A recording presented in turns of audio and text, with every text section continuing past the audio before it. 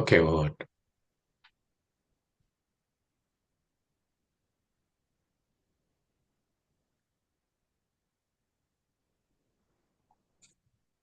शुक्लाम्बरधरं विष्णुं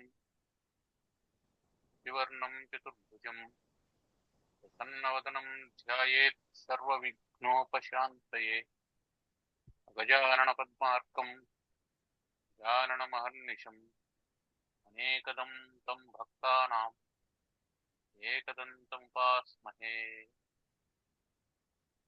ॐ गुरुर्ब्रह्मा गुरुर्विष्णुः गुरुर्देवो महेश्वरः गुरुः साक्षात् परब्रह्म तस्मै श्रीगुरवे नमः। ॐ सहना भवतु सहनौ भुनक्तु सह वीर्यं करवावहै तेजस्विनावधीतमस्तु मा विद्विषावहै। ఓం శాంతి శాంతి శాంతి. అందరికి నమస్కారం. మనం ఇప్పటి వరకు వివేక చూడమని అధ్యయనం చేస్తూ ఉన్నాం. దానికి ముందర శివానంద లహరి, దానికి ముందర సౌందర్య లహరి.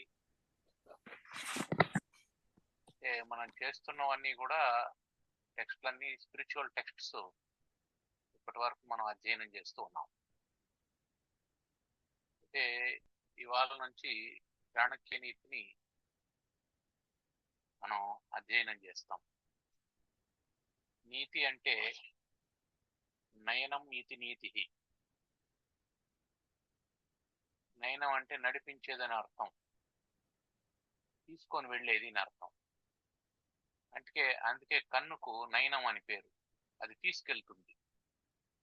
తీసుకెళ్లాలంటే కనిపించాలి కదా, కనిపించేటట్టు చేసి తీసుకెళ్తుంది కాబట్టి దానికి నయనం అని పేరు.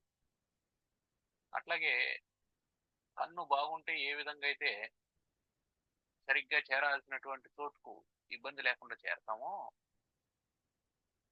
ఆ విధంగా మన ఆలోచన విధానం బాగుంటే మనం సాధించాలనుకున్నటువంటిది చక్కగా సాధిస్తాం.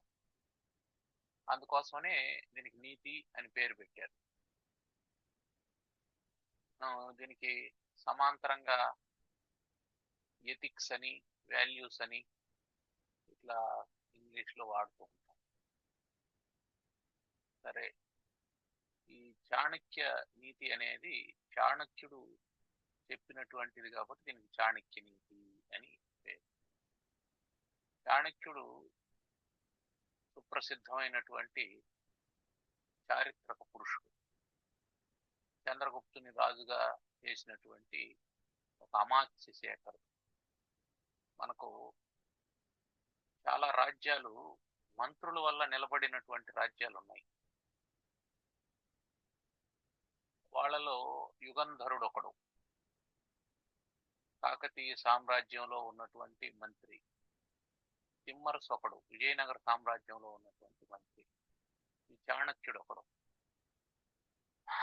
వీళ్ళందరూ కూడా శ్రేష్టమైనటువంటి మంత్రులు. అంటే రాజు కష్టాల్లో ఉన్నప్పుడు, ఇబ్బందుల్లో ఉన్నప్పుడు మాత్రమే కాకుండా అసలు కష్టమే రాకుండా ప్రణాళికలు రచించినటువంటి వారు. మనకు ఈ చాణక్యునికే కౌటిల్యుడు అనే పేరు కూడా ఉంది. కౌటిల్యుడు అంటే కుటిలత్వం కలిగిన వాడని అర్థం. కుటిలత్వం అంటే మోసం అని ఒక అర్థం ఉంది. రాజనీతిలో కాస్త అవసరమైన చోట కాస్త కౌటిల్యాన్ని కూడా ప్రదర్శించగలిగినటువంటి వాడు అని. సేవ చేయాలి అంటే అధికారం ఉండాలి. నీకు అధికారం మీద ఉదాసీనత్వం ఉందనుకుందాం, దానికి ఆ స్థానానికి ఎవడో ఒకడు వచ్చి కూర్చుంటాడు. ఆ ఎవడో ఒకడు వచ్చి కూర్చున్నటువంటి వాడికి సేవ చేయాలనే ఆలోచన లేదనుకుందాం. వాని వల్ల సమాజానికి ఎక్కువ నష్టం జరుగుతుంది. నువ్వు శ్రేష్ఠుడై ఉండి, నువ్వు యోగ్యుడై ఉండి ఆ పనికి పూనుకోకపోతే ఆ తప్పు నీది కూడా అవుతుంది. సమాజానికి ఇంత నష్టం జరిగింది అంటే శ్రేష్ఠుడైనటువంటి వాడు మౌనంగా ఉండడం కూడా దానికి కారణమవుతుంది. అందువల్ల అవతల వాడు నీకంటే యోగ్యుడు అనుకుందాం. అప్పుడేం చేయాలా? నువ్వు ఆయనతో పోటీ పడాల్సిన అవసరం లేదు. వాడికే అధికారాన్ని ఇచ్చేయచ్చు. అవతల వాడు యోగ్యుడు కాదనుకుందాం. అప్పుడు వాని చేతిలోకి అధికారం పోకుండా నువ్వు ప్రయత్నం చేయాలి. ఈ ప్రయత్నాలకి సామధాన భేద దండోపాయాలు ఏదైనా ఉపయోగించవచ్చు. దీన్నే కౌటిల్యం అంట. కౌటిల్యుడు లేదా చాణక్యుడు రాసినటువంటిది ప్రసిద్ధమైనటువంటిది అర్థశాస్త్రం. ప్రసిద్ధమైనటువంటి గ్రంథం అది. అర్థశాస్త్రం అంటే ఎకనామిక్స్ అని కాదు, కానీ అది పొలిటికల్ సైన్స్, రాజనీతి శాస్త్రం. అది రాజులు ఎలా ఉండాలి, సైన్యాన్ని ఎలా రిక్రూట్ చేసుకోవాలి, మంత్రుల్ని ఎలా నియమించుకోవాలి, వాళ్ళ విధులేమిటి, ఇవన్నీ చెప్తూ వస్తాడు. అంటే ఆధునికమైనటువంటి పరిపాలనా వ్యవస్థకు మార్గదర్శకం చేయదగినటువంటిది అర్థశాస్త్రం.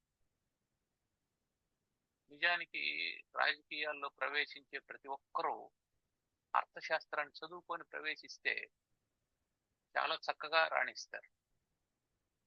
వ్యూహ రచనకు సంబంధించినటువంటి అనేకమైన సూక్ష్మాలు, రహస్యాలు అర్థశాస్త్రంలో ఉన్నాయి.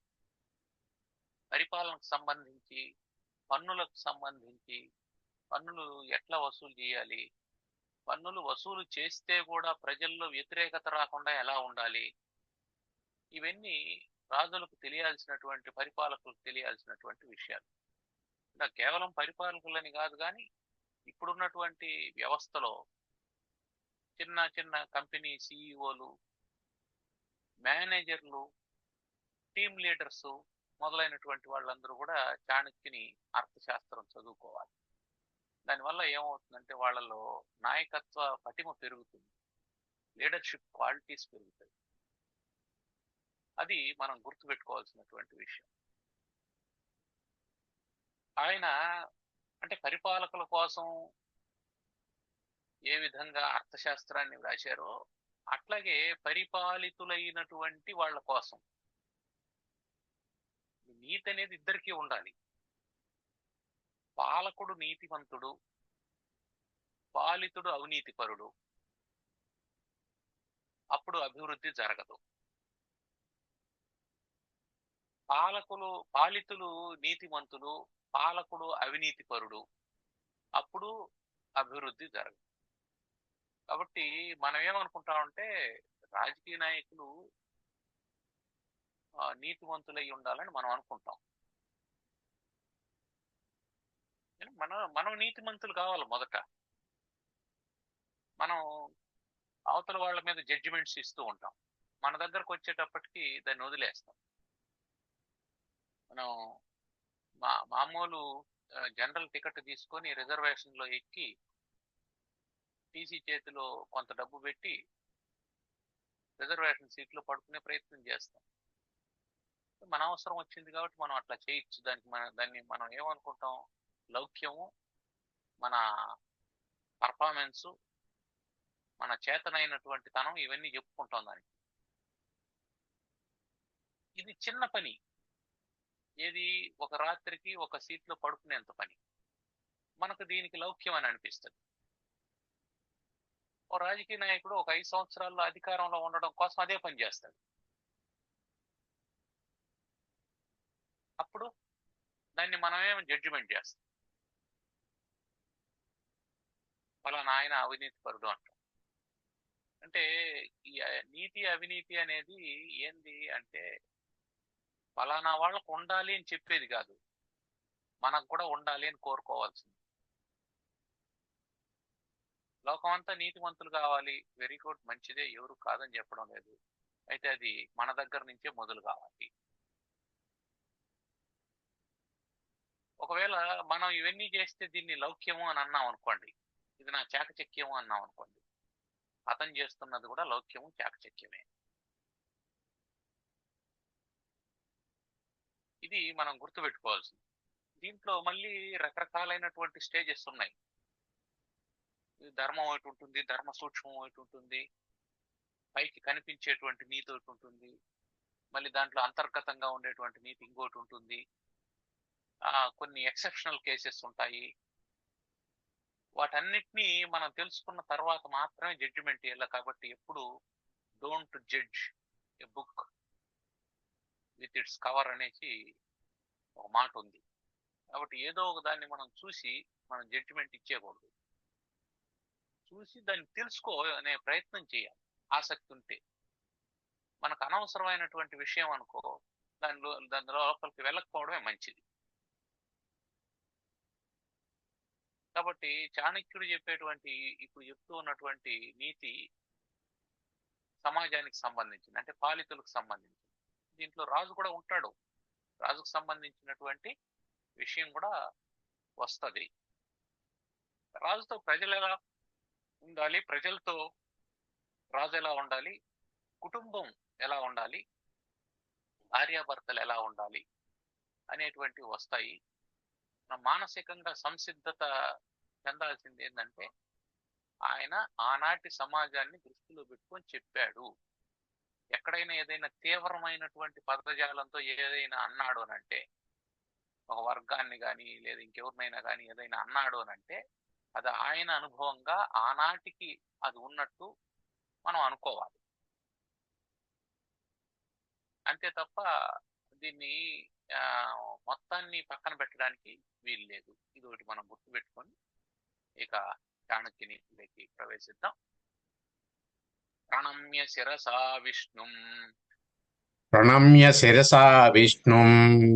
త్రైలోక్యాధిపతిం ప్రభుం నానాశాస్త్రోద్ధృతం వక్ష్యే రాజనీతి సముచ్చయం.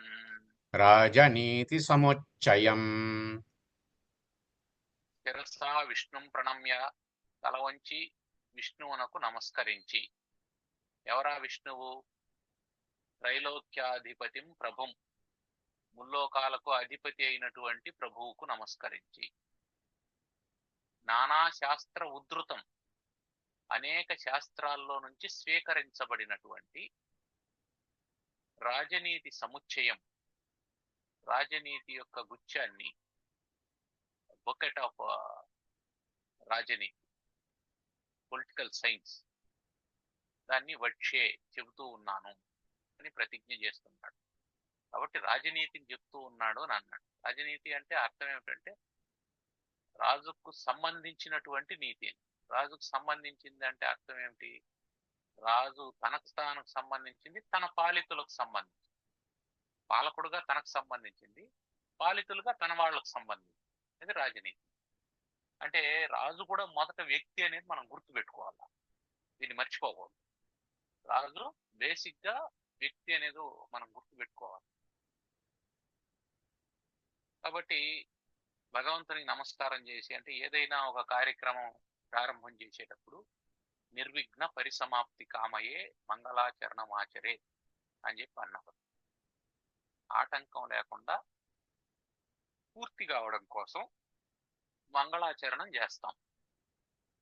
ఆ మంగళాచరణం అనేది ఎట్లుంటుందంటే భగవత్ సంబంధమైనటువంటి ప్రార్థన కావచ్చు, లేదా ఏ వస్తువుని గురించి చెప్తున్నామో ఆ వస్తువుని ప్రస్తావన చేయడం కావచ్చు.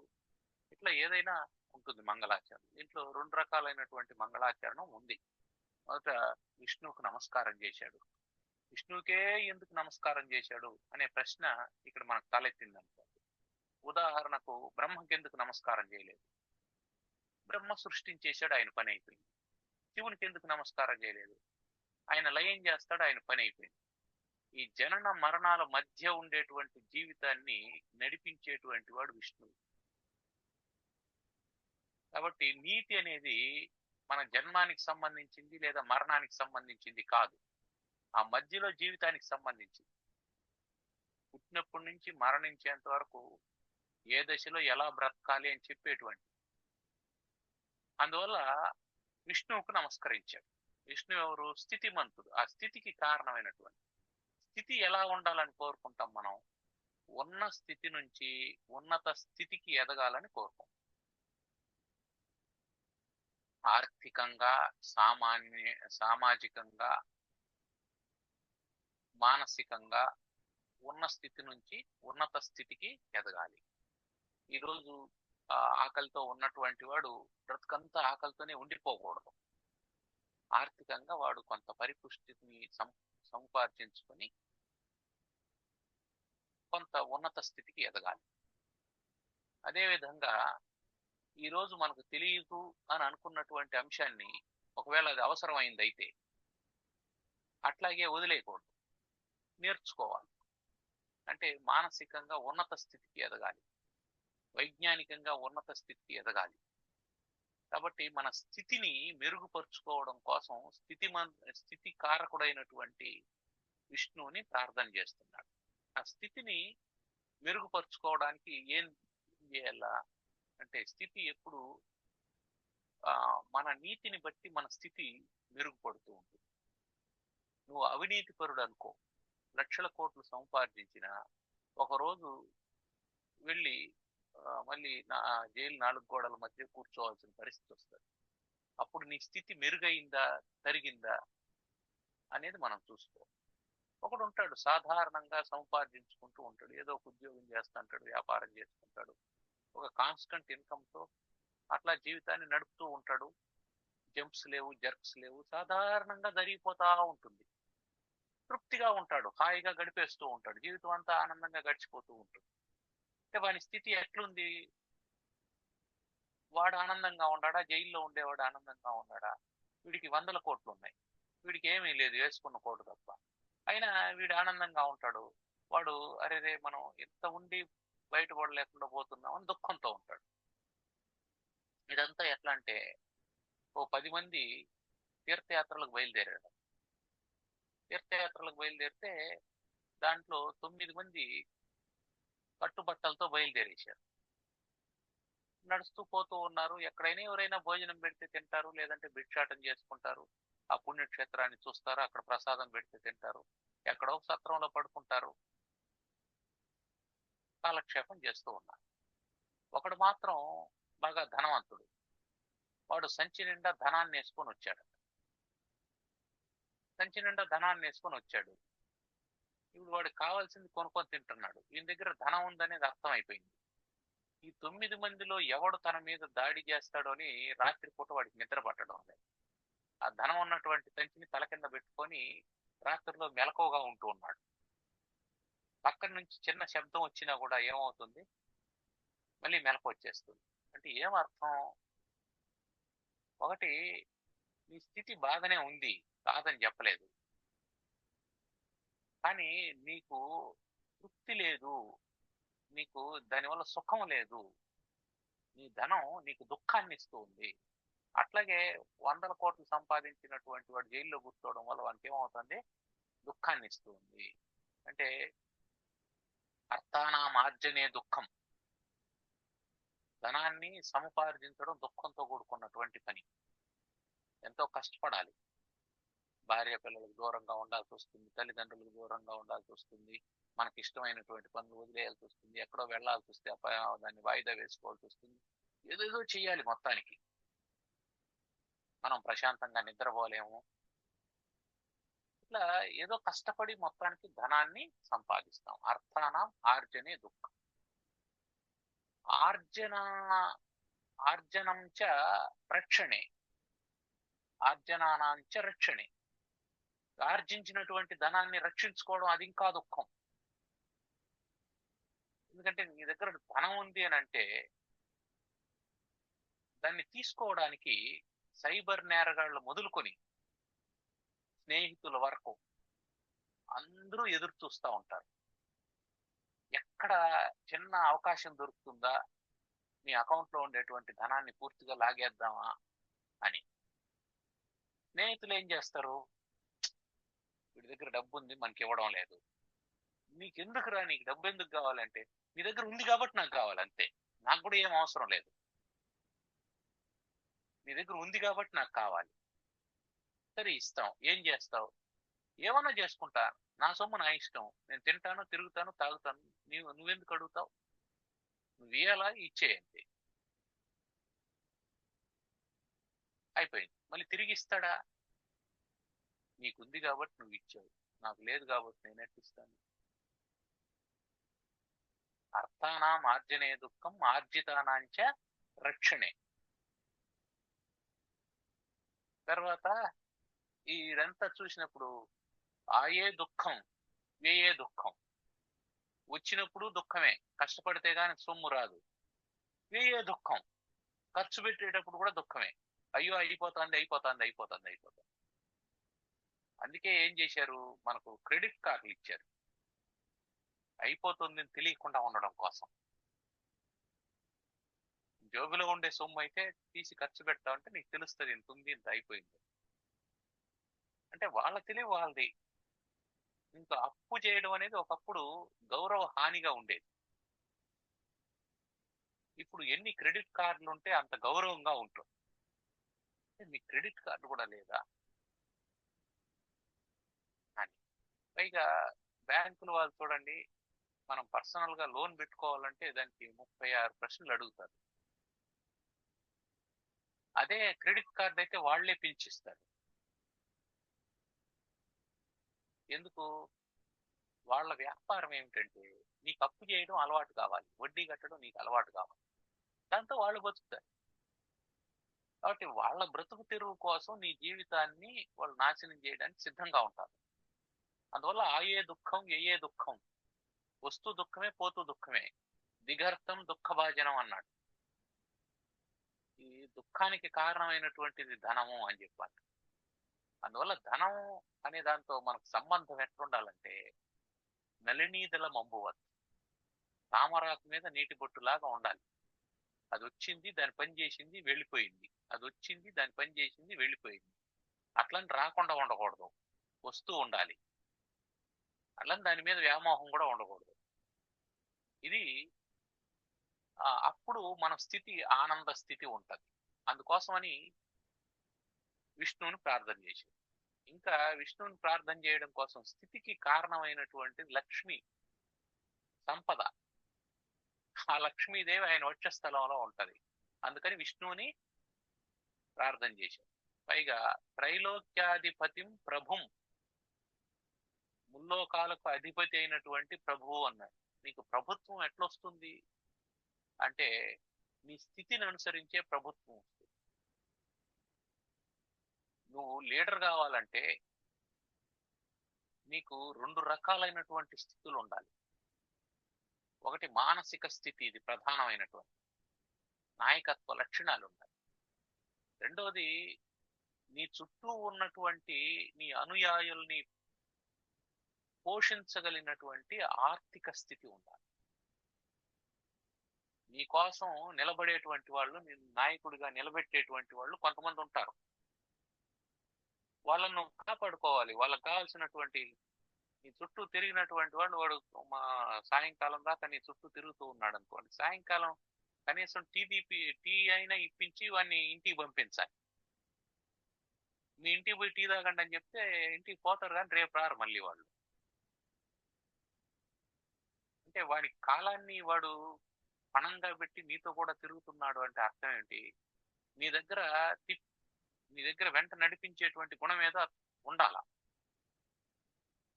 అది నీ మీద గౌరవం కావచ్చు, లేదా ఆర్థిక పరిస్థితి కూడా కావచ్చు. నీ డబ్బు మీద గౌరవం కావచ్చు. నీ మీదైనా గౌరవం ఉండొచ్చు, నీ డబ్బు మీదైనా గౌరవం ఉండదు. అందుకని ఆ ప్రభువు కావాలంటే నీకు ధనం ఉండాలి. దీంతో పాటు నీ క్యారెక్టర్ కూడా ఉండాలి.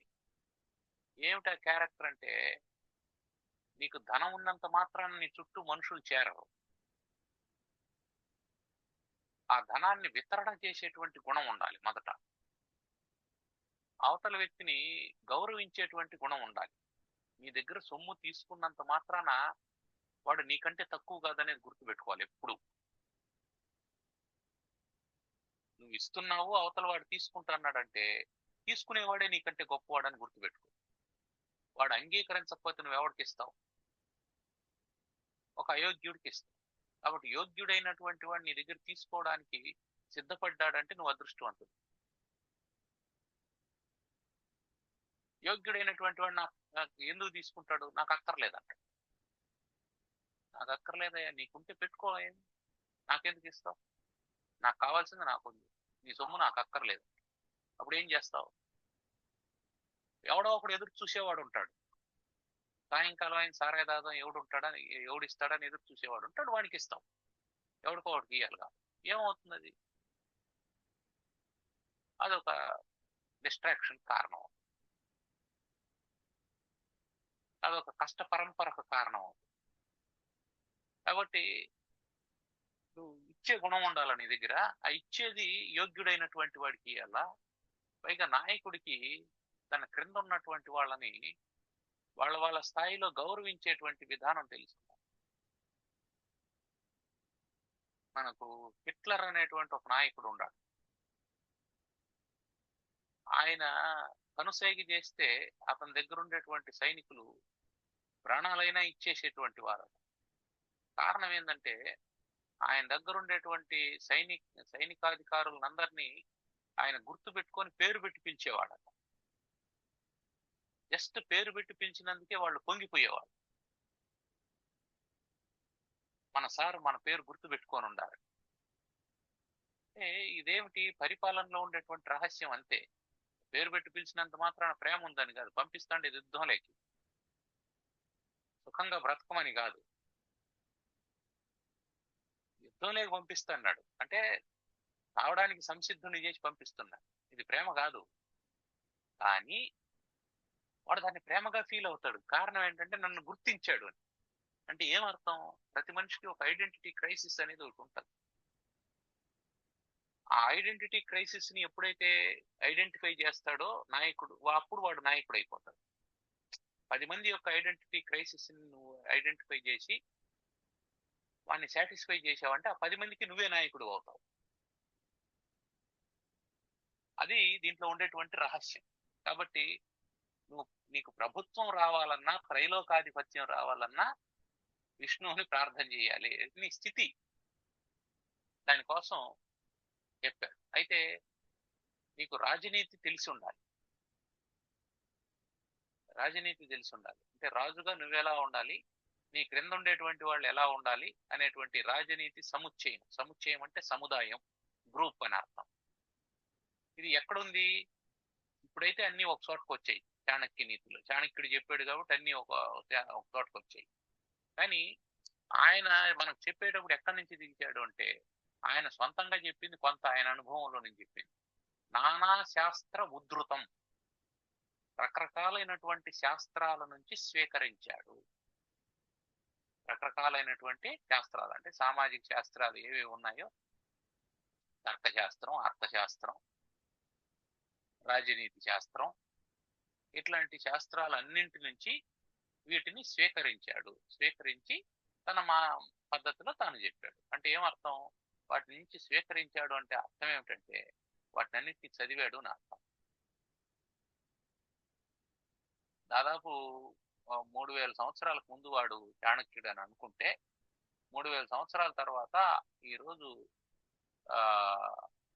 కార్పొరేట్ సెక్టార్ లో చాణక్యుని యొక్క నీతిని, చాణక్యుని ఆర్థిక శాస్త్రాన్ని ఒక పాఠంగా పెట్టుకొని క్లాసులుగా వింటున్నారు అని అంటే అర్థం ఏంటంటే 3000 సంవత్సరాల తర్వాత కూడా ఆయన సమకాలీన సమాజాన్ని, ఈ కాల సమాజాన్ని ప్రభావితం చేయగలిగినటువంటి మాటలు చెప్పాడు అని అర్థం. అయితే ఆయన ఎట్లా చెప్పాడు? ఆయనకు ఎట్లా తెలుసు ఇవన్నీ అంటే నానా శాస్త్ర ఉద్ధృతం. ఆయన అప్పుడే అన్ని శాస్త్రాలు చదువుకున్నాడు. ఇది రహస్యం. కాబట్టి చాణక్యుడే చెప్పాలన్నా మనం చెప్పలేమంటే మనం కూడా చెప్పచ్చు. ఎప్పుడు చెప్పచ్చు? నానా శాస్త్ర ఉద్ధృతం, శాస్త్రాలన్నీ చదువుకుంటే చెప్పచ్చు. ఇప్పుడు ఆయన ఏం చేశాడు? మనకు ఫాస్ట్ ఫుడ్ లాగా అందించేసాడు. ఇవన్నీ మీరు చదవాల్సిన అవసరం లేదు బాబు, ఇగో దాని సారం అంతా నేను చెప్తున్నాను, చెబుతున్నాను, వాటిని స్వీకరించండి అని చెప్పాను. అధీత్యేదం యథాశాస్త్రం, అధీత్యేదం యథాశాస్త్రం నరో జానాతి సత్తమః నరో జానాతి సత్తమః ధర్మోపదేశ విఖ్యాతం ధర్మోపదేశ విఖ్యాతం కార్యాకార్యం శుభాశుభం కార్యాకార్యం శుభాశుభం. యథాశాస్త్రం, శాస్త్రం ఏ విధంగా ఉందో ఆ విధంగా. అంటే దీంట్లో నా సొంత పైత్యం ఏమి చూపించడం లేదు, నేను శాస్త్ర ప్రకారం చెప్తున్నాను అనేది దాని అర్థం. అంటే ఇక్కడ శాస్త్రం ప్రకారం చెప్పడం అనేది ఒక పద్ధతి, తన ఆలోచనలు చెప్పడం అనేది ఒక పద్ధతి. తన ఆలోచనలు చెబితే అదేమవుతుందంటే మతం అవుతుంది, శాస్త్రాన్ని చెప్తే నీతి అవుతుంది. ఇది తేడా మనం గుర్తుపెట్టుకోవాల్సింది. తన ఆలోచనలు చెప్పాడు అనుకోండి, అది తన ఒపీనియన్ అవుతుంది, అది మతం అవుతుంది. అక్కడ చర్చకు తావుండదు, నువ్వు బ్లైండ్ గా విశ్వసించాల్సిందే. నువ్వు గుడ్డిగా నమ్మేది మతం ఎప్పుడైనా సరే, అక్కడ ప్రశ్నించడానికి వీల్లేదు. శాస్త్రంలో, శాస్త్రం అంటేనే అర్థం ఏమిటంటే అది శస్త్ర సంబంధమైనటువంటి, చీల్చి చెండాడేటువంటిది. పూర్వపక్షం సమాధానం ఉంటది. ఒకడు మాట చెప్పాడంటే దానికి వెంటనే పూర్వపక్షం ఉంటది, దాన్ని ప్రశ్నిస్తాడు, ఆ ప్రశ్నకు మళ్ళీ సమాధానం చెప్పాలి, దాన్ని శాస్త్రం అంటాం. అట్లా పూర్వపక్షం సమాధానం రెండూ ఉన్నటువంటి శాస్త్రాన్ని యథాశాస్త్రం. అంటే నీకు అనేకమైనటువంటి సందేహాలు వస్తే భగవద్గీతని గీతాశాస్త్రమిదం పుణ్యం అని చెప్పి అన్నారు, గీతాశాస్త్రం అన్నాడు. కారణం ఏమిటంటే అర్జునుడు ఎక్కడా వదలలేదు కృష్ణుణ్ణి, అనేకమైనటువంటి ప్రశ్నలు అడిగాడు. నువ్వు అది చెప్తున్నావు, ఇది చెప్తున్నావు, ఇది ఎట్లా సాధ్యం అవుతుంది? కృష్ణుడు నేను దీన్ని మనువుకు చెప్పాను, సూర్యునికి చెప్పాను అని చెప్పంటే ఊరుకో చాలు కానీ ఎట్లా సాధ్యం అవుతుంది, నువ్వు నిన్న మొన్న పుట్టినటువంటి వాడివి, నువ్వు సూర్యునికి ఎట్ట చెప్పావు అని ప్రశ్నించాడు. అది మతం అనుకో, అప్పుడు ఇవన్నీ ఏం మాట్లాడకూడదు. మనం కూడా ఆయన సూర్యునికి చెప్పాడు, ఇంద్రునికి చెప్పాడు, మనువుకి చెప్పాడు అని నమస్కారం చేసుకోవాలి. కానీ అది శాస్త్రం కాబట్టి ఏమైంది, అర్జునుడు ప్రశ్నించాడు ఎట్లా సాధ్యం అవుతుంది, దానికి సమాధానం చెప్పాడు. ఆ సమాధానంతో అర్జునుడు సంతృప్తి చెందాడు, తర్వాత ముందుకెళ్ళింది వ్యవహారం. కాబట్టి ఇక్కడ కూడా అట్లే ఉంటుంది, దాన్ని శాస్త్రం అంటాం. శాస్త్రం అంటే ప్రశ్న సమాధానం ఉండి తీరాలి. యథాశాస్త్రం ఇదం అధీత్య, ఇదం దీనిని యథాశాస్త్రం అధీత్య నరః జానాతి సత్తమః. నరః మానవుడు, సత్తమః, సత్ అంటే సత్యము, తమః అంటే శ్రేష్టమైనటువంటి సత్యాన్ని, శ్రేష్టమైనటువంటి సత్యాన్ని జానాతి తెలుసుకుంటూ ఉన్నాడు. ఏమిటా సత్యం అంటే ధర్మ ఉపదేశ విఖ్యాతం. ధర్మోపదేశం అని ఖ్యాతి నొందినటువంటిది. ధర్మం అని దేన్ని అయితే మనం చెబుతూ ఉన్నామో అది ధర్మం. అంటే ఏమిటి? ధారయతి ధర్మ, నీ చేత ధరింపజేసేటువంటి దాన్ని ధర్మము అంటాం. అంటే నువ్వు దేన్ని ఆచరిస్తే నీవు ఆనందంగా ఉంటావో, నీ చుట్టూ ఉన్నటువంటి సమాజం ఆనందంగా ఉంటుందో దాన్ని ధర్మము. అది ఆ ధర్మోపదేశ విఖ్యాతం, ధర్మోపదేశంగా ప్రసిద్ధి చెందినటువంటిది ఈ శాస్త్రం. ఏమిటి ధర్మం అంటే కార్యాకార్యం శుభాశుభం. కార్యమేది అకార్యమేది, శుభమేది అశుభమేది, ఇది తెలియడమే ధర్మం. మిగతా నేనేదో నాకేదో తెలుసు అంటే అది కాదు. మొదట ఏది శుభం ఏది అశుభం అని తెలియాలి, దాని తర్వాత ఏది చేయొచ్చు ఏది చేయకూడదని తెలియాలి. ఇక్కడ నీకు తెలిసి ఉండడం ఒకటే కాదు, కార్య అకార్యం అంటే చేయడం చేయకపోవడం అని కూడా ఒకటి ఉంది. చేయదగింది చేయకూడదు, కార్యం అంటే చేయదగింది, అకార్యం అంటే చేయకూడదు. అది శుభమైనప్పుడు ఏం చేయాలా? చెయ్యాలి. అది శుభం అని చెప్పుకుంటూ ఉంటే ఫలితం రాదు, ఆచరించాలి. అది అశుభం అని తెలిసిన తర్వాత వదిలేయాలి. అశుభం అని తెలిసి కూడా చేస్తున్నామంటే దాన్ని మూర్ఖత్వం అంటాం. మూర్ఖత్వం అంటాం. అది రాంగ్ రోడ్ అని తెలిస్తే కూడా వెళ్తాం. దానికి ఏదో కారణం చెప్తాం. నువ్వు ఏ కారణం చెప్పినా అది మూర్ఖత్వమే, అంతే, ఇంకేం లేదు.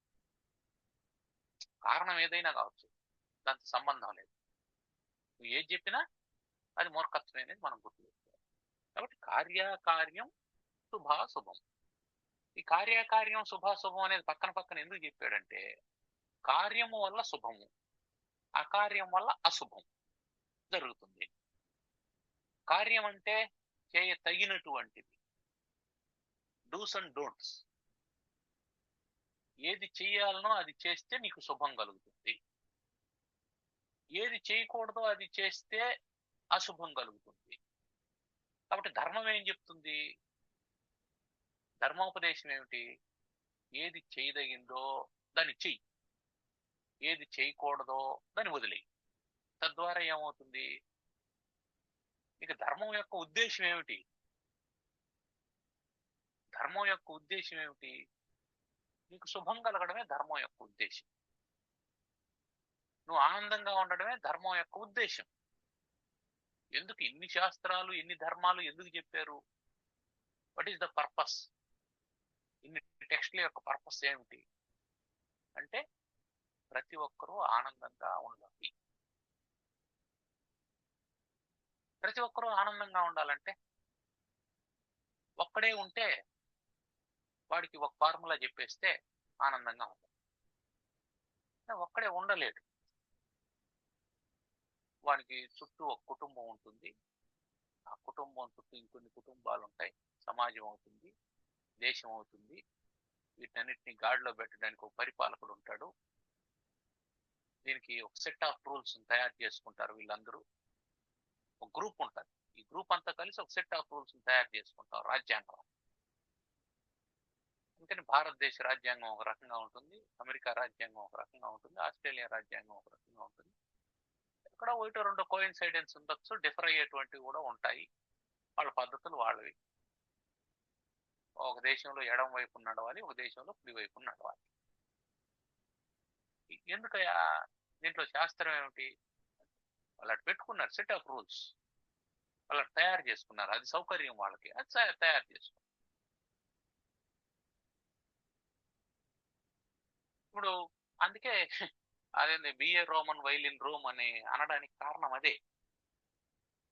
ఆ దేశానికి పోయినప్పుడు ఆ దేశం యొక్క సెట్ ఆఫ్ రూల్స్ ఏంటో నువ్వు తెలుసుకొని చేయాలి. నేను మా దేశంలో చేసినట్టే చేస్తాను అంటే కుదరదు. మా దేశంలో నాకు కొంచెం సౌలభ్యం ఉండొచ్చు, ఇక్కడ రూల్స్ అండ్ రెగ్యులేషన్స్ లో లోటుపాట్లు ఉండొచ్చు, లేదా నాకు తెలిసినటువంటివి ఉండొచ్చు, వాటిని ఎలా మేనేజ్ చేయాలనో తెలియచ్చు. నేను హెల్మెట్ పెట్టుకోకుండా పోతూ ఉంటానండి, కానిస్టేబుల్ ఆపుతాడు. ఓ 50 100 చేతిలో పెడితే మనం అక్కడి నుంచి వెళ్ళిపోవచ్చు, ఫైన్ రాసే పని లేకుండా అనేది నాకు తెలిసి ఉండొచ్చు. కాబట్టి అది ఇక్కడ జరుగుతుంది. దాన్నే నేను అమెరికాలోనో ఆస్ట్రేలియాలోనో కూడా చేస్తాను అనడానికి కుదరకపోవచ్చు. ఇక్కడ ఇంకేదో రూల్ ఉంటుంది, ఇంకేదో వెసులుబాటు ఉంటుంది, దాన్ని తెలుసుకొని దాన్ని అక్కడ చేయాలి, లేదంటే రూల్ పాటించాలి.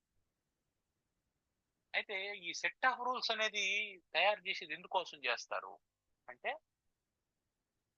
Not only for single person, individuals, not only for individuals, మొత్తం సమాజం అంతా సుఖంగా ఉండడం కోసం, అందరూ ఆనందంగా ఉండడం కోసం ఈ సెట్ ఆఫ్ రూల్స్ ని తయారు చేసుకుంటారు. అదే తర్వాత దాంట్లో చెప్తున్నాడు, తదహం సంప్రవక్ష్యామి లోకానాం హితకామ్యయ. అది లోకానాం హితకామ్యయ. ఈ లోకంలో ఉండేటువంటి వాళ్ళందరి మేలును కోరుకుంటూ, తత్ ఏది అశుభమేది అశుభమేది, కార్యమేది అకార్యమేది అనేటువంటి దాన్ని అహం ప్రవక్ష్యామి, అహం చాణక్య, చాణక్యుడు అనే పేరు కలిగినటువంటి నేను ప్రవక్ష్యామి చెప్తున్నాను. చెబితే ఏన విజ్ఞాన మాత్రేన సర్వజ్ఞత్వం ప్రపద్యతే. ఏన విజ్ఞాన మాత్రేన, దాన్ని తెలుసుకున్నంతలో, అంటే నేను చెప్పింది తెలుసుకున్నంతలో, సర్వజ్ఞత్వం ప్రపద్యతే, సర్వజ్ఞత్వం వస్తుంది అని చెప్పి అన్నాడు. సర్వజ్ఞత్వం అంటే అన్ని తెలియడం అని కాదు, ఏదో అవసరమో అది తెలియడం కూడా సర్వజ్ఞత్వం. నహి సర్వే సర్వం జానాతి అని చెప్పన్నాడు. ఏమండి చాణక్య నీతిని చదివితే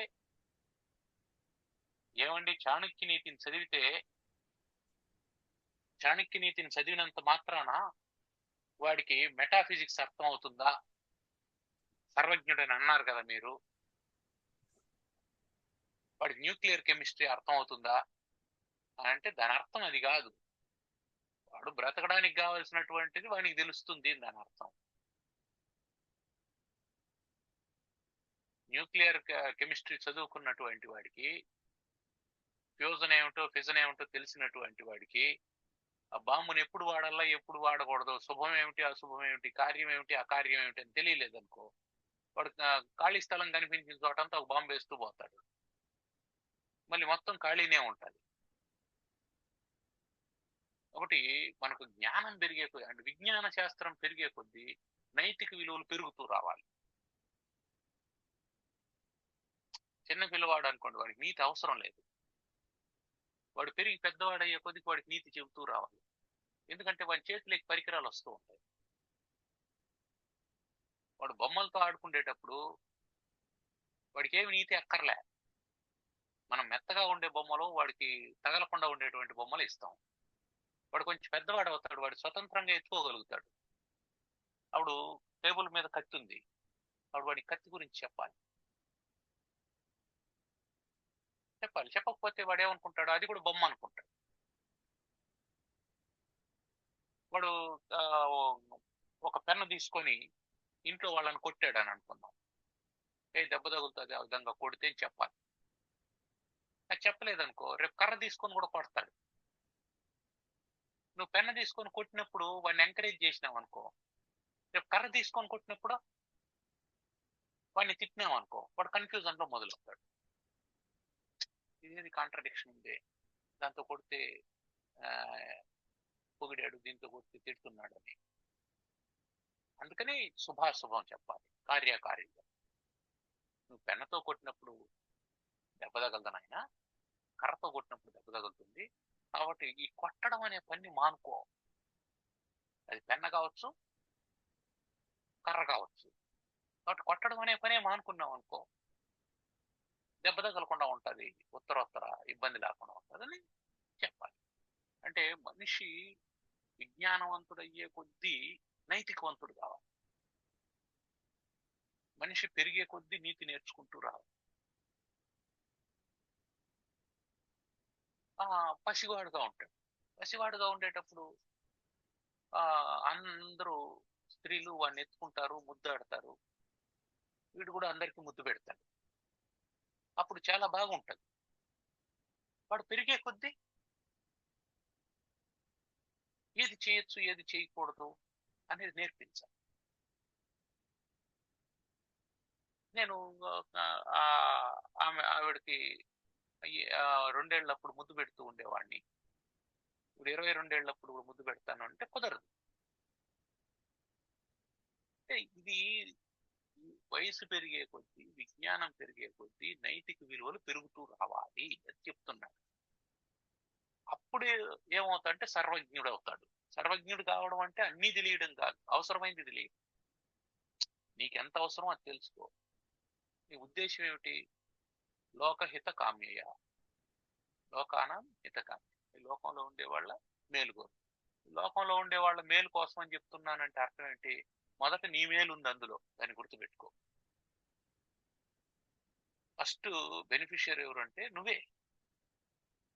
మొదట లాభాన్ని పొందేది ధర్మం వల్ల, నీతి వల్ల.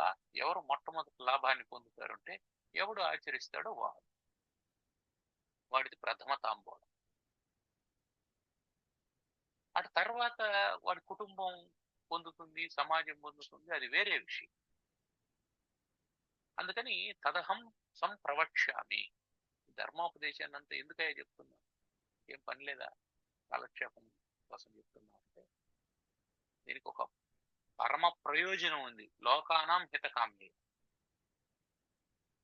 లోకానికంతా హితాన్ని కోరుకుంటూ, లోకానికంతా హితాన్ని, సర్వే జనా సుఖినో భవంతు అని అనుకుంటూ, ఆ సంకల్పంతో అందరూ సుఖంగా ఉండాలి, అందరూ ఆనందంగా ఉండాలి. అందరూ ఆనందంగా ఉండాలంటే, శరీరం అంతా ఆరోగ్యంగా ఉండాలంటే ప్రతి అవయవాన్ని జాగ్రత్తగా చూసుకోవాలి. అతను ఆరోగ్యంగానే ఉన్నాడు కానీ గుండెకు 4 చిల్లులు పడ్డాయి అంటే ఆరోగ్యంగా ఉన్నట్టు కాదు. బాగానే ఉండవు కదయ్యా, ఏమైంది నీకు అని అంటే, అతను ₹1,00,00,000 లాటరీలో పెట్టి పోగొట్టుకున్నాడు. చూసేదానికి బాగానే ఉన్నాడు, పొడవుగా ఉన్నాడు, అందంగా ఉన్నాడు, తేటగా ఉన్నాడు, బాగానే ఉంటాడు. వాడి మనసులో ఉండే అగ్నిగుండాలు నీకు ఎట్లా తెలుస్తాయి? ₹1,00,00,000 పోగొట్టుకున్నట్టు. కాబట్టి హితం అంటే ఏమిటి? అన్ని బాగుండాలి. మానసికంగా బాగుండాలి, శారీరకంగా బాగుండాలి, సామాజికంగా బాగుండాలి, కౌటుంబికంగా బాగుండాలి, అంతా బాగుండాలి, అందరూ బాగుండాలి. అది లోకానాం హితకామ్యత. ఈ ఆలోచన రావడమే గొప్పది కదా. నేను బాగుండాలి అని అక్కడికి ఆగిపోకుండా, నా కుటుంబం కూడా బాగుండాలి అని ఆగిపోకుండా, నేను నివసిస్తూ ఉన్నటువంటి సమాజం కూడా బాగుండాలి అనేది గొప్ప విషయం కదా. అందుకని వీళ్ళు మహాత్ములే. అందుకని 3000 సంవత్సరాల తర్వాత కూడా చాణక్య నీతిని మనం చదువుతున్నాం. ఆయన చెప్పింది లోకానాం హితకామ్యత. అది ఆ హితం ఎట్లొస్తుంది అంటే, శుభాశుభాన్ని తెలుసుకుంటే హితం వస్తుంది, కార్యాన్ని తెలుసుకుంటే హితం వస్తుంది. కాబట్టి మనం చెప్పాల్సింది ఏమిటి? ఏది శుభం, ఏది అశుభం, ఏది కార్యం, ఏది అకార్యం, ఇది చెప్తూ ఉండాలి. దాన్నే నీతి అంటారు. అంతకంటే ఇంకేం. నీతి అంటే ఏది చేయొచ్చునో ఏది చేయకూడదో చెప్పడమే నీతి. దాన్ని ఆచరించినటువంటి వాడికి శుభం, ఆచరించినటువంటి వాడికి అశుభం. కాబట్టి అశుభం దుఃఖానికి కారణం అవుతుంది, శుభం ఆనందానికి కారణం, అంతే, ఇంకేం లేదు. అయితే ఈ శుభాశుభాల యొక్క చర్చ, ఏది శుభం ఏది అశుభం అంటే, ఫలానా దీనికి శుభం అని ఇది అశుభం అని చెప్పను. మనం పదే పదే చెప్పుకునేటువంటి ఉదాహరణ, అడవిలో ఉండేటువంటి సింహం నిద్రలేచి, జింక కూడా నిద్రలేచి, రెండు సింహం గుహలో నుంచి బయట వచ్చింది, జింక పొదలో నుంచి బయట వచ్చింది. జింక పరిగెత్తాలి, సింహము పరిగెత్తాలి. జింక పరిగెత్తకపోతే చచ్చిపోతుంది, సింహం పరిగెత్తకపోతే కూడా చచ్చిపోతుంది. ఇది ఆకలితో చచ్చిపోతుంది సింహం, అది ఆహారంగా మారి చచ్చిపోతుంది. కాబట్టి ఇప్పుడు నీతి ఏమిటి? జింక నీతి ఒకటి, తప్పించుకోవాలి. సింహం నీతి ఏమిటి? దొరకబుచ్చుకోవాలి. ఇప్పుడు రెండూ బాగుండాలంటే ఏం చేయాలి? లోకానాం హితకామ్యయ. రెండూ బాగుండాలని మనం కోరుకుంటే ఏం చేయాలా? సింహానికి చెప్పాల్సింది సింహానికి చెప్పాలి, జింకకు చెప్పాల్సింది జింకకు చెప్పాలి. జింకకి ఏం చెప్పాలి? నువ్వు బాగా రన్నింగ్ ప్రాక్టీస్ చేయాలి, నువ్వు మాంసం మొదలైనటువంటి ఆహారాన్ని తినకూడదు, తిన్నావంటే నీ శరీరం బరువెక్కుతుంది, బరువెక్కిందంటే నువ్వు పరిగెత్తలేవు, తేలికగా జీర్ణం అయ్యేటువంటి తేలికపాటి ఆహారాన్ని, శాకాహారాన్ని తీసుకో అని ఇంకొక చెప్తాం. అప్పుడు నువ్వు పరిగెత్తగలుగుతావు, తప్పించుకుంటావు. సింహం దగ్గరకు వచ్చినావు అనుకో, అప్పుడేం చెప్తాం? నువ్వు మగతను వేడాలి, సోమరతనాన్ని విడిచిపెట్టాలి, నువ్వు కూడా రన్నింగ్ బాగా ప్రాక్టీస్ చేయాలి, బాగా పరిగెత్తాలంటే నువ్వు బాగా తినాలి, నువ్వు స్ట్రాంగ్ గా తయారు కావాలి. నువ్వు గడ్డి మేస్తూ ఉన్నావంటే బలహీనంగా తయారైపోతావు. కాబట్టి నీకు నీ విధించినటువంటి నీ మాంసాహారం ఏదైతే ఉందో అది చక్కగా తిను, పుష్టిగా తయారుగా, బలంగా ఉండు, దృఢంగా ఉండు, పరిగెత్తు అని చెప్తాం. ఇది ఎంత నీట్ అయింది.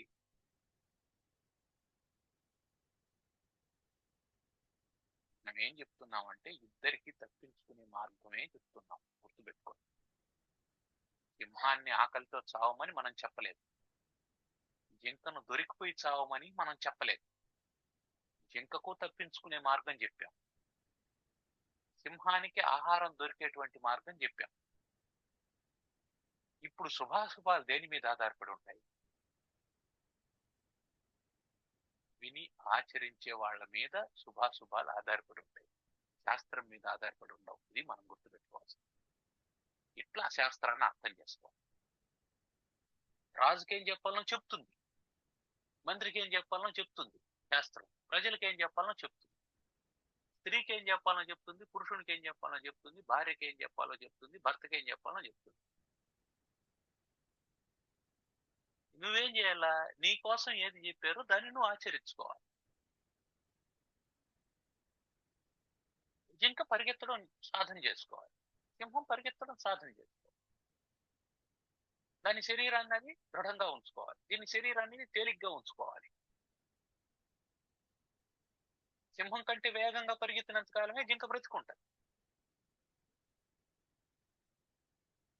జింక కంటే ఒక్క అడుగైనా సరే ముందుకు వేయగలిగినప్పుడే సింహానికి ఆహారం దొరుకుతుంది. కాబట్టి ఆహారాన్ని సంపాదించుకొని ఆనందంగా ఉండాలి అంటే పరుగు అనేది ప్రధానమైనది. ఎలా పరిగెత్తాలి, ఎప్పుడు పరిగెత్తాలి అనేది నియమం. మళ్ళీ వాటన్నిటినీ చెప్పేటువంటిదే నీతి శాస్త్రము. కాబట్టి లోకానాం హితకామ్య అన్నప్పుడు మనకు సందేహం ఏం వస్తుందంటే, నువ్వు వాడికి వాడి చెప్పావు, నాకు వాడి చెప్పావు, వాని దగ్గర వాని మాట మాట్లాడావు, వీని దగ్గర వీని మాట మాట్లాడావు అంటే ఎస్, అదే నీతి. వాని దగ్గర వాని మాట మాట్లాడతాడు, నీ దగ్గర నీ మాట మాట్లాడతాడు. నీకు చెప్పింది నువ్వు ఆచరించు, వాని చెప్పిందంత నీకేం పని? సింహం ఎప్పుడు నిన్ను వేటాడడానికి సిద్ధంగానే ఉంటుంది. జింకేం కోరుకుంటుంది తెలుసా? జింక నీతేం చెప్తుంది? సింహాన్ని శాకాహారిగా మారిపోమని చెప్పుకొని నువ్వు పోయి దానికి శాకాహారిగా మారిపోని చెప్తావా? అది నీతే? అది నీతిగా. దాని స్వభావజమైనటువంటి కర్మ అది ఎందుకు మార్చుకోవాలి? అది మారదు, నువ్వు చెప్పినా అది మారదు, దాని ప్రారంభం అంతే. అది ఇప్పుడు సింహం ఏం చెప్తుంది? జింకను పరిగెత్తద్దని చెప్పు అని చెప్తుంది. పోయి జింక దగ్గరికి పోయి నువ్వు పరిగెత్తేది ఎందుకు అనవసరంగా, కాళ్ళు నొప్పులు అని చెప్పి అంటావా? అది నేర్పిస్తావా? అప్పుడు అది నీతి అవుతుందా? కాబట్టి ఎవరికి అవసరమైనటువంటిది, ఎవరు సర్వైవ్ కావాల్సిన దాన్ని వాళ్లకు చెప్పాలి. ఎవరికి వారు సర్వైవ్ కావడానికి అవసరమైనటువంటిది చెప్పేదే నీతి. దాన్ని అడాప్ట్ చేసుకొని ఆచరించినటువంటి వాడు సర్వైవ్ అవుతాడు. సరే, అందరూ అడాప్ట్ చేసుకున్నారు, వెరీ గుడ్, మంచిదే, వెరీ గుడ్, మంచిదే. జింక పరిగెత్తనే ఉంటుంది, సింహం తరంతనే ఉంటుంది, జింక పరిగెత్తనే ఉంటుంది, సింహం తరంతనే ఉంటుంది. రెండు అద్భుతంగా పరిగెత్తు ఉంది. ఎవరు పొరపాటు చేస్తే వాళ్ళు దొరికిపోతారు. అబ్బా కాలు నొప్పిగా ఉంది, ఒక్క క్షణం ఆగుదాం అని సింహం అనుకునింది అనుకో, జింక తప్పించుకుంది. ఇంకా వస్తా ఉందా, వెనక్కి తిరిగి చూద్దాం ఎంత దూరంలో ఉందని ఒక్క క్షణం ఆగి వెనక్కి తిరిగి చూసిందంటే జింక దొరికిపోతుంది. కాబట్టి ఏం చెప్పాలా? నువ్వు పూర్తిగా తప్పించుకున్నావు అన్నంత వరకు వెనక్కి తిరిగి చూడకుండా పరిగెత్తనే ఉండాలని జింకకు మనం చెప్పాలి. నువ్వు జింక మెడగొరికేంత వరకు పరుగు ఆపకూడదని సింహానికి చెప్పాలి. ఈ రెండింటినీ అవి పాటించాలి. ఇవి పాటించలేనటువంటి పరిస్థితి వచ్చింది అని అంటే దాంట్లో ఎక్కడో ఒక బలహీనత వచ్చింది అంటే, ఒక వీక్నెస్ వచ్చింది అంటే అది నీ వినాశానికి కారణం అవుతుంది. కాబట్టి నీతి తెలియనటువంటి వాడు ప్రపంచంలో ఉండడు. తక్కువ శాతం నీతి తెలియనటువంటి వాళ్ళు ఉంటారు. అని ఎందుకు దుఃఖాన్ని పొందుతూ ఉంటారంటే ఆ నీతిని పాటించరు కాబట్టి. అది మనం గుర్తుపెట్టుకోవాల్సింది. ఇక 4వ శ్లోకం నుంచి నేరుగా నీతులు ప్రారంభం అవుతాయి. ఇది ఇంట్రడక్షన్ పార్ట్ 3. ఆ ఇంట్రడక్షన్ ని మనం తెలుసుకున్నాం 3 శ్లోకాలన్నీ. 4వ శ్లోకం నుంచి తర్వాత తరగతిలో అంటే ప్రతి గురువారం ఇదే సమయానికి క్లాసుల్ని యథావిధిగా చెప్పుకుంటాం. ఆ, మనము ఆ, విష్ణువుకి ప్రార్థన చేసి విష్ణువుకి ఎందుకు ప్రార్థన చేసామో విషయం బాగా అర్థమైంది. ఇక్కడ విష్ణువుని మనం మొదటి రాజుగా చెప్పుకోవచ్చునా?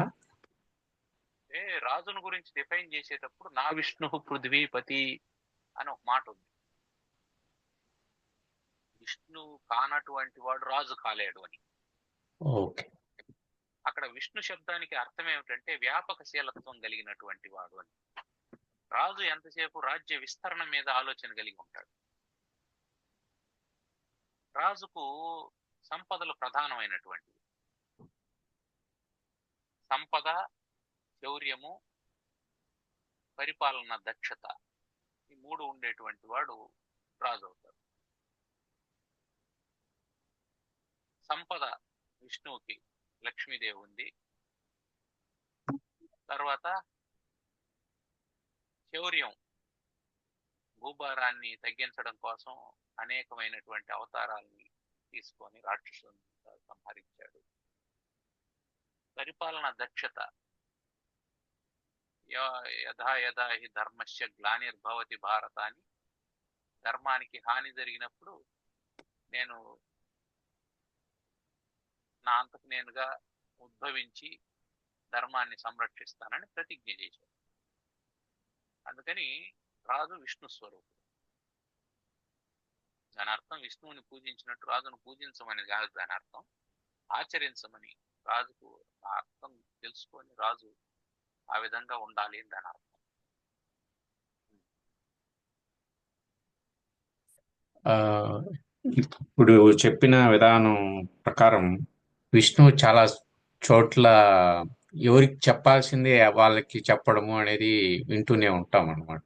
చాలా కథల్లో కూడా ఆ, అందరికీ ఉపయోగకరమైన మాటలే చెప్తూ ఉంటారు. ఆ, ఆ, బాగుంది. కాబట్టి నీతిని ఎవడి స్థాయిలో వాడు అర్థం చేసుకోవాలి. నీతి చెప్తున్నాడు అంటే ఉద్యోగం చేసేవాడికి ఏం నీతి చెప్తాం? బాబు సిన్సియర్గా చెయ్యి, నో చెప్పొద్దు. నీ మేనేజర్ ఏమన్నా అడిగాడంటే నో చెప్పొద్దు, చేసుకొని చెప్తాం.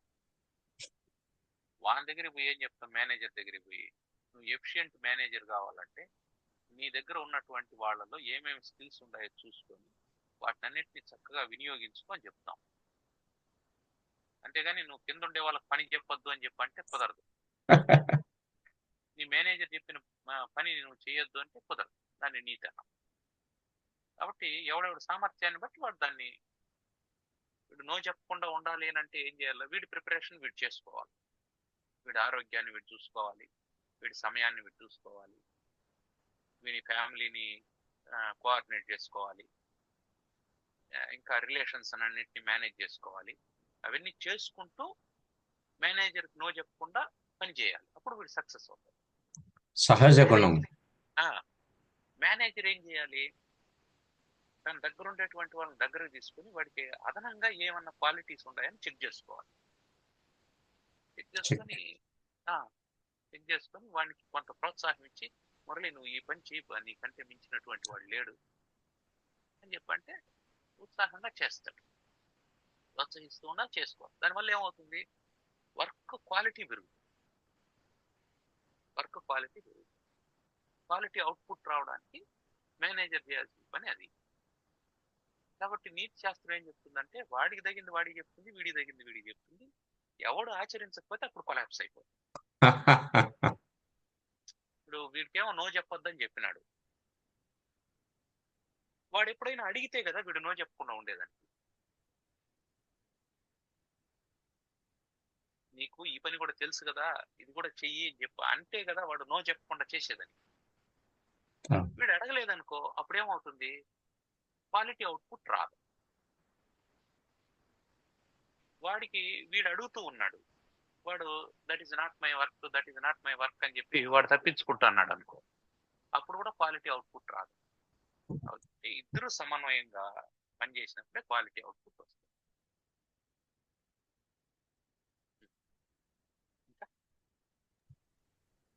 ప్రశ్న? మురళి గారు, ఆ. అదే బాగానే చెప్పారు, ఎవ్రీథింగ్ గుడ్. ఆచరించడం కొంచెం కష్టమే. కానీ ఫర్ ఎగ్జాంపుల్ ఈ ఫ్యామిలీ సిచ్యువేషన్స్ లో నేను నాన్ వెజ్ తినకూడదు అని అనుకున్నాం అంటే పేరెంట్స్ హస్బెండ్ అంటారు, లేదు లేదు నాన్ వెజ్ తినకపోతే ఎలా, నీకు పిల్లలు ఉన్నారు, వాళ్ళకి ఎలా పెడతావు, ఇది చేస్తావు. ఆ టైంలో ఇప్పుడు మీరు ధర్మం అంటే ఏమన్నారు, నువ్వు సుఖంగా ఉండాలి, నీ వాళ్ళు కూడా సుఖంగా ఉండాలి, అదే ధర్మం అంటారు. అప్పుడు ఇలా టైంలో మనం వాళ్ళ మాట వినాలా, లేకపోతే నువ్వు అనుకున్న నీ మాట వినాలా? వాళ్ళ మాటను వింటూ మీరు మీరు ఆచరించాలి. ఇప్పుడు ఏంటంటే ఎప్పుడు నేరుగా నో చెప్పకూడదు. ఓహో. దీంట్లో ఒక చిన్న లౌక్యం ఉంటుంది. అవునా సరే అనాలి మొదట. ఓకే. ఎప్పుడైతే మీరు సరే అంటారో అప్పుడు ఫైటింగ్ ఆగిపోతుంది. సరే పిల్లలు తినకపోతే ఎట్లా అన్నారు కాబట్టి పిల్లలకు పెట్టండి. దానివల్ల మీరు కన్విన్స్ చేసేటువంటి విధానంతో వాళ్ళని కన్విన్స్ చేయండి మెల్లగా.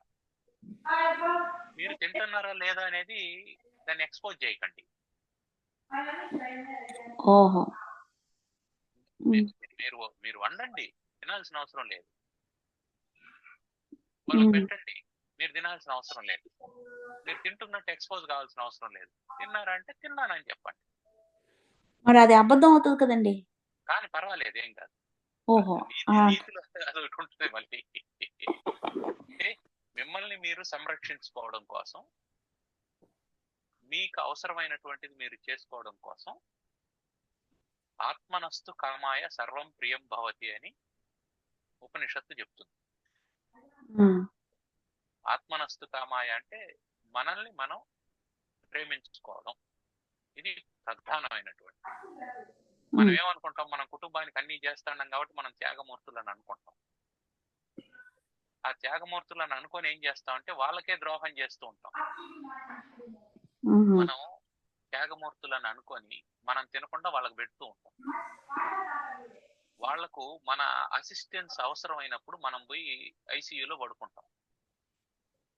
అప్పుడు వాళ్ళు దీనంగా ఐసీయూ రూమ్ ముందర కూర్చొని ఉంటారు. ఇది వాళ్ళకు మనం మేలు చేసినట్ట కీడు చేసినట్ట? కీడు చేసినట్టే. ఇది మనం దాంట్లో గుర్తు పెట్టుకోవాల్సింది. కాబట్టి ఏంటంటే మనల్ని మనం ఉద్ధరించుకునే ప్రయత్నం చేయాలి. ఏ బిడ్డలైనా ఏం కోరుకుంటారు? ఆరోగ్యవంతులైనటువంటి తల్లిదండ్రులను కోరుకుంటారు. అది కరెక్టే. అనారోగ్యంతో ఉండే తల్లిదండ్రుల వల్ల వాళ్ళు ఉండేం ప్రయోజనం చెప్పండి? కాబట్టి మనల్ని మనం ఏం చేయాల, మొట్టమొదట మనకి ఇది సరిపోతుందా సరిపడదా? ఒకవేళ మీరు ఎమోషనల్ గా మాంసాహారాన్ని వద్దనుకుంటున్నారా, హెల్త్ పరంగా వద్దనుకుంటున్నారా అనేది కూడా చెక్ చేసుకోండి. ఒకవేళ మీకు హెల్త్ పరంగా అది అవసరమై ఎమోషనల్ గా వద్దనుకుంటూ ఉంటే దానికి ఆల్టర్నేటివ్స్ ఏముంటాయి వెతుక్కోండి. మీకు ఇంత ప్రోటీన్ కావాలి, ఆ ప్రోటీన్ దేంట్లో వస్తుంది? దానికి ఆల్టర్నేటివ్ గా ఒకవేళ మీరు మష్రూమ్ తీసుకుంటే ఏమైనా వస్తుందా, పన్నీర్ తీసుకుంటే ఏమైనా వస్తుందా, లేదా దాల్ తీసుకుంటే ఏమైనా వస్తుందా? అసలు మీకు గ్యాస్ట్రిక్ ట్రబుల్ ఉంటే దాల్ తీసుకోలేమండి అని చెప్పన్నారు, పన్నీర్ తీసుకుంటే వస్తుందా, లేదంటే వేరుశెనగ గింజలు తీసుకుంటే వస్తుందా? ఆల్టర్నేటివ్స్ చూసుకోండి. సో వాళ్ళు ఎందుకు ఆందోళన చెందుతున్నారనేది వాళ్ళ పాయింట్ ఆఫ్ వ్యూలో ఒకసారి అర్థం చేసుకోండి. మీరు అనారోగ్యంతో ఉంటే కుటుంబం స్పాయిల్ అవుతుందనే ఉద్దేశంతో వాళ్ళు చెప్తున్నారు. So they are your well wishers. Okay. అట్లని మిమ్మల్ని మీరు తగ్గించుకోమని నేను చెప్పడం లేదు. అదే show the alternatives to them. Convince చేయమంటారు. అంతే.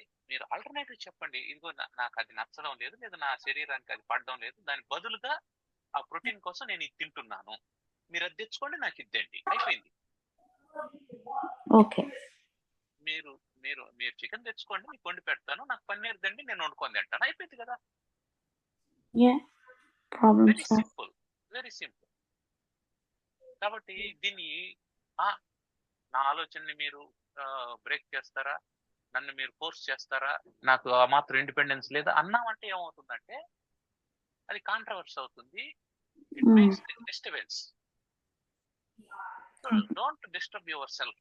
First point, don't disturb others. అదే. Try to convey and convince. Okay, got it. ఎప్పుడైనా సరే ప్రతిదానికి ఒక ఆల్టర్నేటివ్ ఉంటే తీరుతుంది. ఆల్టర్నేటివ్ దొరికేంత వరకు వెయిట్ చేయండి. ఆల్టర్నేటివ్ సబ్మిట్ చేయండి, కన్విన్స్ చేయండి. ఎక్కడైనా ఏ ప్రాబ్లం అయినా సాల్వ్ అయిపోతుంది. ఒకవేళ మనకు స్ఫురించలేదనుకోండి, మన వెల్ విషర్స్ ఎవరినైనా అడిగితే ఇది నా ప్రాబ్లం అంటే, ఒక్కోసారి మనకెందుకు స్ఫురించదు అంటే మనకు కూడా తెలుస్తుంది. మనకెందుకు స్ఫురించదు అని అంటే మన మన ఈగో దాన్ని రెండో రకమైన ఆలోచన చేయడానికి ఇష్టపడదు. రెండో రకమైన ఆలోచన చేయడానికి మన ఈగో ఇష్టపడదు. కుటుంబం కోసం ఇంత చేస్తూ ఉంటే వాళ్ళు నన్ను ఫోర్స్ చేస్తాండారు అని అంటాం. దాన్ని సెకండ్ యాంగిల్ ఏమిటి, వాళ్ళు ఇలా చెప్పడం నేను బాగుండాలనే కదా అని ఒక పాజిటివ్ గా ఆలోచన చేశామంటే వాళ్ళకు మనం ఇమీడియట్ గా సమాధానం చెప్పేస్తాం. ఎస్, మీ ఇంటెన్షన్ నాకు అర్థమైంది, నేను బాగుండాలని మీరు చెప్తున్నారు, నేను బాగుండడానికి ఇదిగో ఈ జాగ్రత్తలు తీసుకుంటున్నాను, నా శరీరం యొక్క తత్వం ఇది, నాకు అది పట్టదు, ఇది పడుతుంది, అవసరమైతే డైటీషియన్ దగ్గరికి పోదాం అని కూడా చెప్పచ్చు, ఏమి ఇబ్బంది లేదు. That makes no difference. కాబట్టి డిఫరెన్సెస్ వస్తాయి, రాకుండా ఉండే ప్రసక్తే లేదు. ఇద్దరు వ్యక్తుల మధ్య ఎక్కువ డిఫరెన్సెస్ లేకుండా ఉంటే వాళ్ళు ఇద్దరు వ్యక్తులు కాదు, ఒకరే అయి ఉంటారు ఖచ్చితంగా.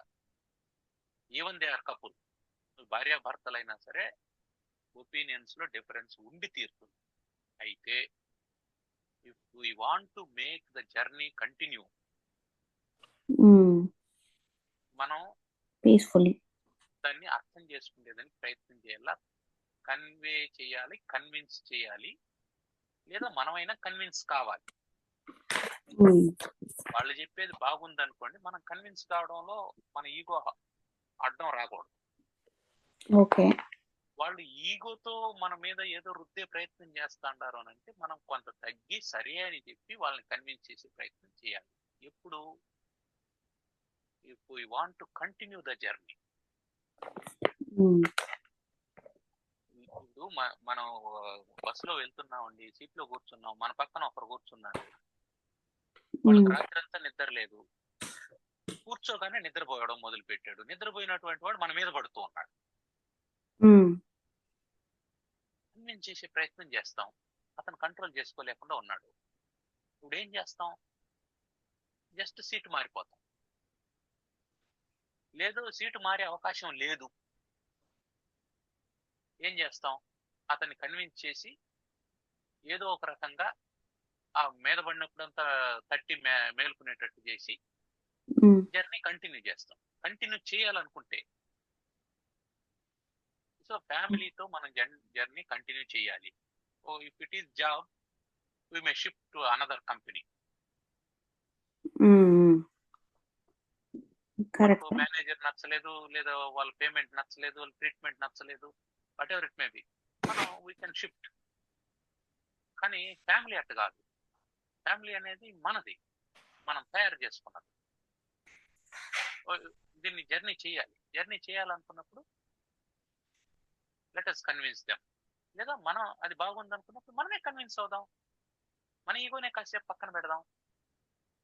బాగుంది అనుకున్నప్పుడు ఎవరు చెప్తే ఏముంది, మనకంటే చిన్నవాళ్ళు చెప్పినా కూడా మంచిదే. అది మంచిది అనుకున్నప్పుడు నీ వయసు ఎంత, నువ్వా నాకు చెప్పేది నీతే అనకూడదు. నిప్పు కాలుతుంది అనేది చిన్నవాడు చెప్పిన సత్యమే, పెద్దవాళ్ళు చెప్పిన సత్యమే, దాన్ని అంగీకరించాలి. అక్కడ ఈగో పోవు. ఓకే, ఓకే, మంచిగా చెప్పారు. ఇంకేం లేవండి, బాగుంది క్లాస్. ఓం సర్వమంగళ మాంగళ్యే శివే సర్వార్థ సాధికే శరణ్యే త్రయంబకే గౌరీ నారాయణి నమోస్తుతే. ఓం స్వస్తి ప్రజాభ్యః పరిపాలయంతాం న్యాయ్యేన మార్గేణ మహిం మహిషాః. గోబ్రాహ్మణేభ్యః శుభమస్తు నిత్యం. లోకాః సమస్తాః సుఖినో భవంతు. ఓం శాంతి శాంతి. ధన్యవాదాలు. ధన్యవాదాలు.